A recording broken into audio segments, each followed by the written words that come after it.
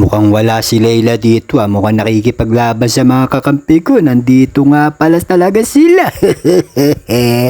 At dito ngayon nagsusubukan nga kami dito, hindi rin sila makalapit.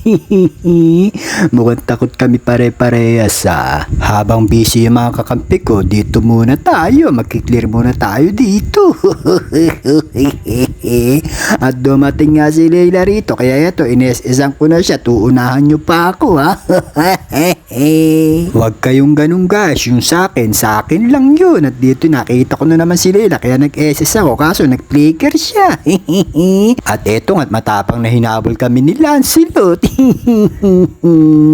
Tumulong na nga muna ako dito sa pagkuha ng turtle at nakuha na nga namin. At dito sinugod kami nung kalaban, kaya eto nakiporma na din ako. At inisa-isa sila na mga kakampi ko. Andito na naman, sino ba tong hero na yan, yung nabubuhay? Si Argus, yun yung nadadagdagan yung buhay, kaya ito pinagtulungan namin tatlo. Kaso nga lang nakatakas pa. May kadena kasi kaya nakatakas siya. Dito ngayon magtatago lang sana ako, kaso nakita ako ni Argus. Kaya isang ko siya rito at hindi na ako nakagalaw. At dumating pa nga dito si Layla. At napitas ako. Bakit siya si late ka na dumating? Nakikipaglaban nga rito si Tigreal, kaya eto nagkumpula siya, kaya nag-SS ako.